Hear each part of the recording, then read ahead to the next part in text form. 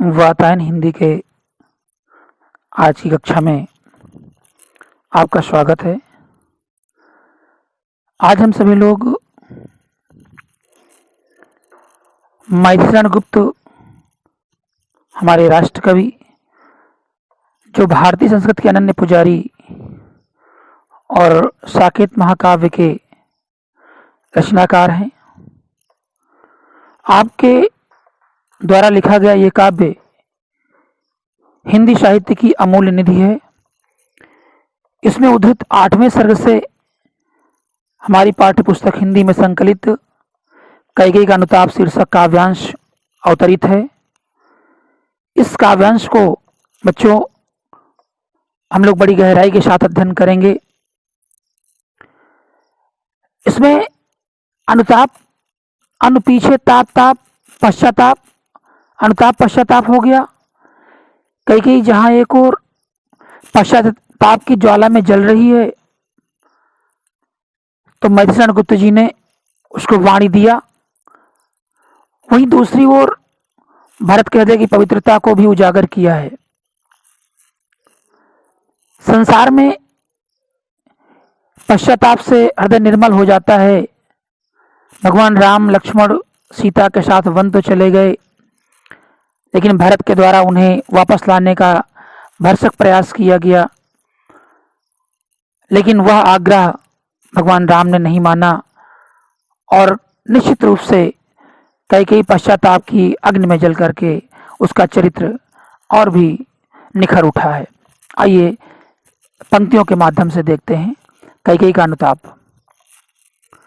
कि तदनंतर बैठी सभा उटज के आगे, नीले वितान के तले दीप बहु जागे, टकटकी लगाए नयन सुरों के थेवे, परिणामोत्सुक उन भयातुरों के थेवे, उत्फुल्ल करौंदी कुंज वायु रह रह कर, करती थी सबको पुलक पूर्ण मह मह कर, वह चंद्रलोक था कहाँ चांदनी वैसी, प्रभु बोले गिरा गंभीर नीर निधि जैसी। भगवान श्री राम के वन गमन के पश्चात व्रात्य प्रेम से अभिभूत भरत जी भगवान श्री राम से पंचवटी के आश्रम में पहुंचे। रात्रि में सभा का आयोजन हुआ और प्रस्तुत पद्य पंक्तियों में अगर देखा जाए तो इसका बड़ा ही मनोहारी चित्रण किया गया है। तदनंतर बैठी सभा उटज के आगे। कठिन शब्दों को देखते हैं। उटज, पर्णकुटी, उत्फुल्ल जो प्रफुल्लित हो, और इसको देखते हुए सभा बैठी। तदनंतर राम की सभा, राम की के सम्मुख सभा का आयोजन हुआ और वह भगवान श्री राम की पर्णकुटी पत्तों की कुटी होती बच्चों, सामने बैठ गई। नीले वितान के तले, नीलाकाश, नीला वितान नीलाकाश हो गया। आकाश रूपी नीला चंदोवा असंख्य तारों रूपी दीपों से जल उठा। तले दीप बहु जागे, ऐसा लगा कि मानो तारे रूपी दीपक जल रहे। टकटकी लगाए नयन सुरों के थेवे, वहां कौन थे? देवतागण थे। वहां सुर देवतागण आकाश मंडल से ये देख रहे हैं और एकटक देख रहे हैं सभा को, क्योंकि देवगणों को भरत जी अत्यंत प्रिय थे। सभी देवताओं को यह था कि परिणाम क्या होगा। परिणामोत्सुक उन भयातुरों के थे, वे परिणाम को लेकर के उत्सुक भी थे और भयभीत हो रहे थे। भय था कि भरत के आगमन को लेकर के भगवान श्री राम कोई कठोर निर्णय न ले लें। भरत के साथ साथ मानवता का एवं उनके निश्चल प्रेम का बड़ा ही सात्विक वर्णन हुआ है। देवता भी इस बात को देख करके अचंभित हो रहे थे, भयभीत थे कि कहीं भगवान श्री राम उनके साथ कोई अन्याय न कर बैठे।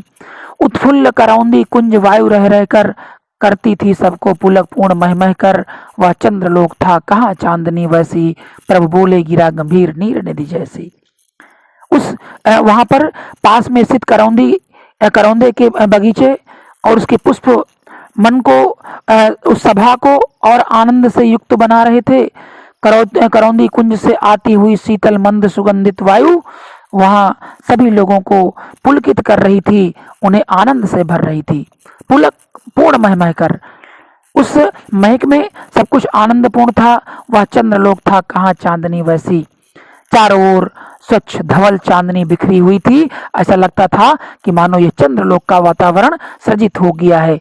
वहां चांदनी का जैसा सुंदर वातावरण था, उस अलौकिक आनंद में, शांतपूर्ण वातावरण में भगवान श्री रामचंद्र जी ने बड़ी गंभीर वाणी से इस प्रकार बोलना प्रारंभ किया। प्रभु बोले, गिरा गंभीर नीर निधि जैसी। नीर निधि अर्थात समुद्र की तरह। भगवान श्री राम का चरित्र, उनकी वाणी, सब कुछ गंभीरता का द्योतक है। बच्चों, उन्होंने बड़ी गंभीरता के साथ कहा कि हे भरत भद्र, अब कहो अभीप्सित अपना। हे भरत भद्र, अब कहो अभीप्सित अपना। सब सजग हो गए, भंग हुआ जो सपना। हे आर्य, क्या रहा भरत अभीप्सित, अब भी मिल गया अकंटक राज्य उसे जब तब भी। हे प्रभु, आप अब मेरी मनोकामना पूछ रहे हैं। अभीप्सित इच्छा, अभीष्ट। अब आप मेरी मनोकामना पूछ रहे हैं। राम ने कहा कि हे भरत भद्र, अब कहो अभीप्सित अपना। प्रभु भगवान राम ने पूछा, भरत बताओ तुम चाहते क्या हो। प्रश्न सुनकर के सारा समुदाय सजग हो गया, जाग गया। क्यों? ऐसा लगा जैसे सब स्वप्न देखते देखते जाग उठे हों। सब सजग हो गए। भंग हुआ जो सपना। हे यार, क्या रहा भरत अभीप्सित, अब भी। भरत ने हाथ जोड़ करके कहा, प्रभु आप तो श्रेष्ठ हैं। आपने प्रश्न किया। दुखपूर्ण हृदय से भरत ने कहा, हे प्रभु, अब आप मेरी मनोकामना पूछ रहे हैं। इस भरत के अंदर अब क्या मनोकामना शेष रह गई होगी। मिल गया अकंटक राज्य उसे जब तब भी। इस भरत को बाधा रहित राज्य प्राप्त हो गया, अकंटक राज्य प्राप्त हो गया। मिल गया अकंटक राज्य उसे जब तब भी। अब उसके मार्ग में कोई बाधा नहीं है। हे भाई, अब ऐसा राज्य प्राप्त होने के बाद अब मेरे अंदर क्या अभिलाषा शेष रह पाएगी। और मेरे ही कारण से पाया तुमने तरतले अरण्य बसेरा, क्या रह गया अभीप्सित शेष रब क्या मेरा। तम तड़प तड़प कर तत्व तातने त्यागा, क्या रहा अभीप्सित और तथापि अभागा। जिसके कारण संपूर्ण अयोध्या नष्ट भ्रष्ट हो गई। भरत ने भावुकता के साथ कहा कि इस भरत के अंदर अब कौन सी मनोकामना शेष रह गई है। जिसे अकंटक राज्य मिल गया, तुम्हें वृक्षों के नीचे अरण्य जंगल में बसेरा करना पड़ा, वृक्षों के नीचे कुटिया बनानी पड़ी। और इतना होने के बावजूद भरत के मन में क्या अभिलाषा शेष रह गई। मेरे ही कारण पिता ने तड़प तड़प करके अपना शरीर त्याग दिया। राम राम कही राम कही, राम राम कही राम। रामचरितमानस में लिखा हुआ बच्चों। तनु परिहर रघुवर वीरा, रायु गए उस सुरधाम। भगवान राम का स्मरण करते हुए दशरथ जी का प्राणांत हुआ था।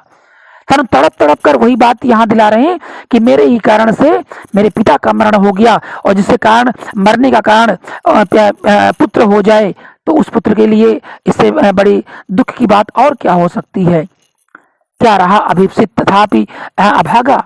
अब इस भरत के लिए ये मेरा दुख है, ये मेरा जन्म इस अपयस के लिए ही हुआ था। अर्थात मेरी सारी मनोकामनाएं समाप्त हो गई। हाँ, इसी अयस के हेतु जनन था मेरा, निज जननी के ही हाथ हनन था मेरा। अब कौन अभीप्सित और आर्यवा किसका, संसार नष्ट है भ्रष्ट हुआ घर जिसका। इसी अपयस के कारण से शायद हर यहाँ पर भरत की चारित्रिक विशेषताओं को, उनकी मानसिक उद्विग्नता को कवि ने बाणी दी है। और उन्होंने कहा कि शायद अपयस के कमाने के लिए ही, अपयस प्राप्त करने के लिए ही मेरा जन्म हुआ था। और मेरी चारित्रिक जो हत्या हुई है, चारित्रिक जो मेरा हनन हुआ है, वो अफसोस इस बात का है कि वह स्वयं मेरी माता के द्वारा हुआ है। हाँ, इसी अयस के हेतु, अयस के हेतु जनन था मेरा, निज जननी के ही हाथ हनन था मेरा। अब कौन अभीप्सित और आर्यवा किसका। हे श्रेष्ठ आर्य, आर्य श्रेष्ठ होता है बच्चों। अब कौन अभीप्सित और आर्यवा किसका। अब ये मेरे अंदर अब कौन सी इच्छा शेष रह गई है। हे भरत ने कहा, हे आर्य, हे श्रेष्ठ, अब तुम ही बताओ मेरे जीवन में इससे अधिक ग्लानि क्या होगी। क्यों? क्योंकि मेरे अंदर मेरी कोई इच्छा अब शेष नहीं रह गई है। संसार नष्ट है, भ्रष्ट हुआ घर जिसका, संसार ने जिसे अपयश के तराजू में तोल दिया हो, संसार ने जिस पर संपूर्ण अपयश का कलेवर चढ़ा दिया हो, संपूर्ण जिसका परिवार नष्ट हो गया है। बताओ हे राम, अब उसके लिए मुझसे अधिक इस संसार में और क्या हो सकता है। भरत ने कहा कि जिसको स्वयं से विरक्ति हो गई हो, वो भला संसार की किस वस्तु की अपेक्षा करेगा।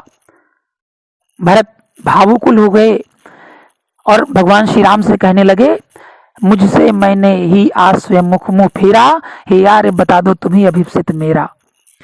प्रभु ने भाई को पकड़ हृदय पर खींचा, रोदन जल से साविनोद उन्हें फिर सींचा।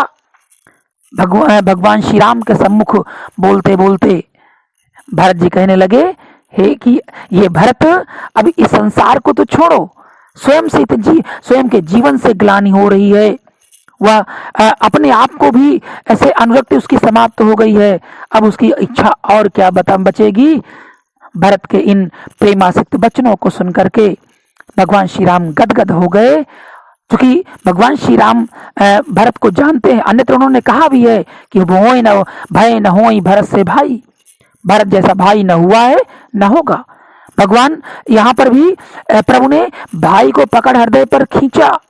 जैसे ही भगवान के ने देखा कि भरत के आंखों से प्रेमाश्रु की बरसात हो रही है, उन्होंने उच्च भावों की गहराई का अनुमान कर लिया और अपने हृदय से लगा लिया, क्योंकि ये जानते थे भगवान श्री राम कि ये जो भी अयोध्या में कुछ हो रहा है उसमें भरत की कोई भी भूमिका नहीं है।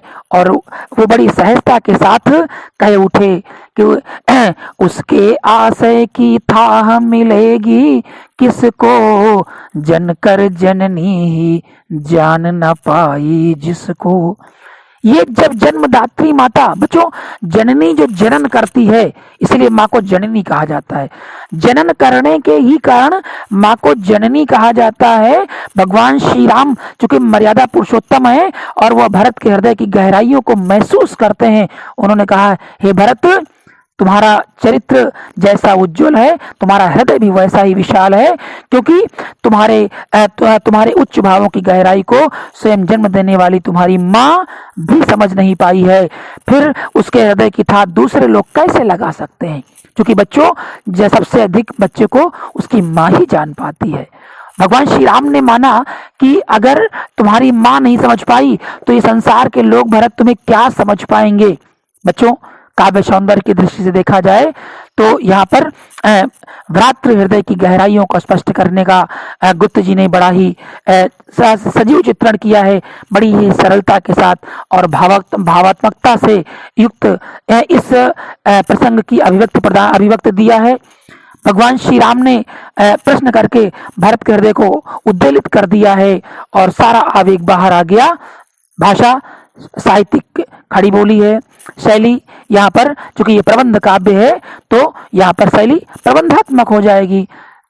इन उदाहरणों में देखा जाए तो उपमा और इसके पहले आपका रूपक अलंकार भी प्रयुक्त हुआ है। रस इस पूरे में शांत है और जो आपका छंद है वो सवैया छंद है। शब्द शक्ति, लक्षणा और मुख्य रूप से अविधा का भी प्रयोग हुआ है और गुण इनमें प्रसाद गुण है। बच्चों कैकेयी का अनुताप का प्रथम भाग यहीं पर विराम लेता है।